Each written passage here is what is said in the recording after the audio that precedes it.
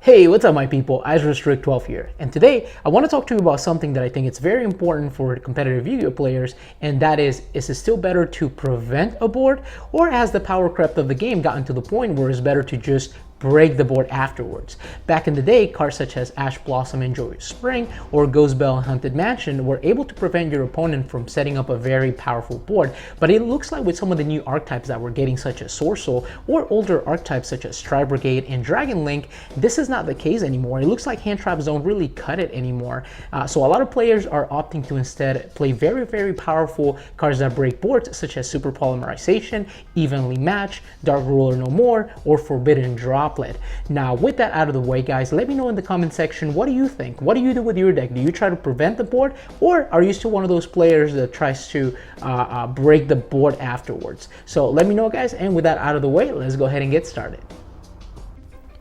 Very well guys, let's go ahead and get started.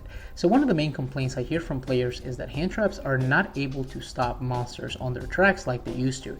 And that is because a lot of monsters have secondary effects that can bypass one hand trap. So for instance, take into consideration the case of Tri Brigade Nerval. This card says you can banish any number of Beast, Beast Warrior, and or Winged Beast monsters in your graveyard to special summon one Beast, Beast Warrior, or Winged Beast Link monster from your extra deck with a Link rating equal to the number banished. So if this is their normal summon, and you drop something like a Ghost Belle and Haunted Mansion on this card, that should be the end of it. But your opponent can just send this card to the graveyard with something like Salamangreat Mirage and activate its secondary effect that says, if this card is sent to the graveyard, you can add one Tri Brigade monster from your deck to your hand except Tri Brigade Nerval. So if you want to be able to stop just this one card from activating both effects, you need a Ghost Belle for the first one, and then you will need something like an Ash Blossom for the second one. So that is a 1-2 trade and card advantage just to stop one card because it has a secondary effect.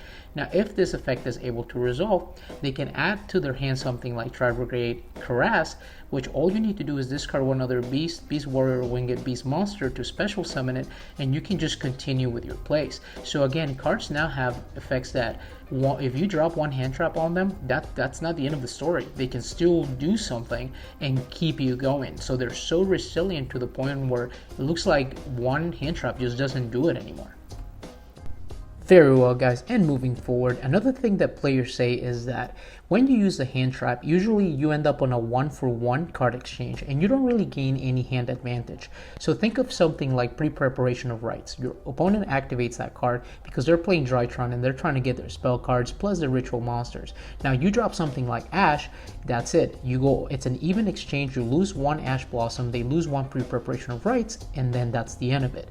Now let's be fair, every now and then you will hit something like a Pot of Desires that has to banish 10 cards from their deck to be able to activate it, and if you drop an Ash on that, that is an incredible card exchange for sure. But those cards are not seeing a lot of competitive play at the moment, and most of the searching that some of the new archetypes do is through their monster cards. Now cards like Ash Blossom and Joyous Spring, Fake Veiler, Infinite Impermanence, some of those cards are seeing a lot of play. They don't really get rid of the threat, so it's kind of a -1 for you because the monster's still there and they're still going to be able to do something with it. But now you have one less card in your hand because you were able to stop just one effect of a monster that could potentially have 2 effects.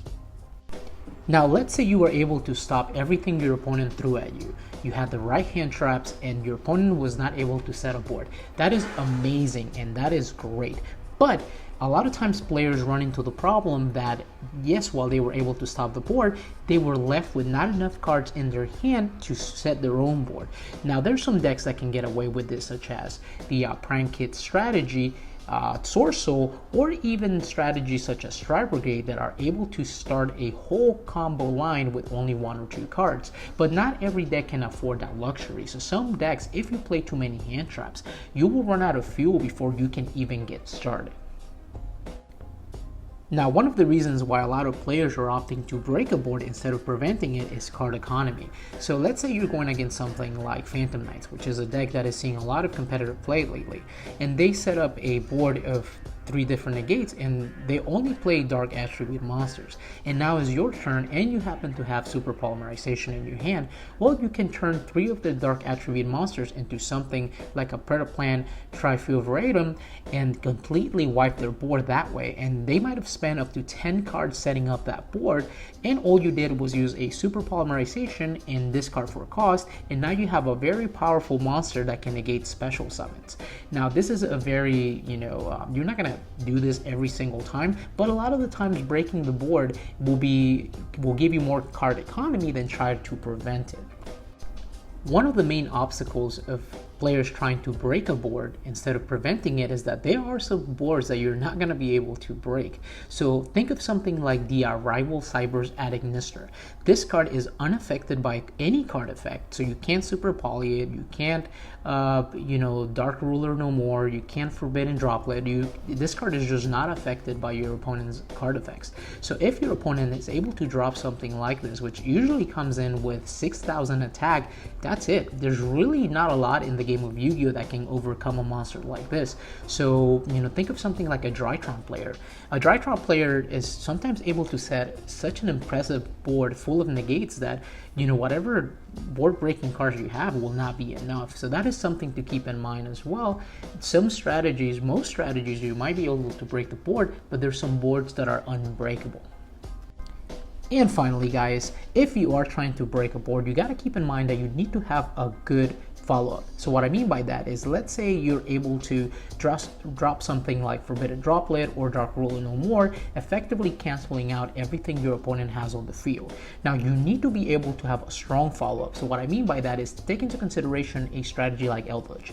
Eldritch is not a deck that would usually OTK your opponent in one go. So if you are going to spend a bunch of cards trying to break a board and negate whatever your opponent has on the field, you better make sure that you can get rid of every single one of those threats. So if you're playing a deck like Eldritch that is not an OTK deck, that you're not going to be able to beat your opponent in 1 or 2 turns, this is a deck that likes to play the long game and chip away at your opponent little by little. You might be able to effectively drop a Dark Ruler No More and cancel everything out so that you can go through with your plays. But a deck like Eldritch most of the time will not be able to clear every single threat because they like to manage the game. So if you are going to spend the resources trying to break a board, you got to make sure that your deck has the ability to OTK or prevent your opponent from having anything to follow up the following turn, so that you can control the tempo of the game. So don't spend too many resources breaking a board when your opponent is going to be able to put it right back up the following turn.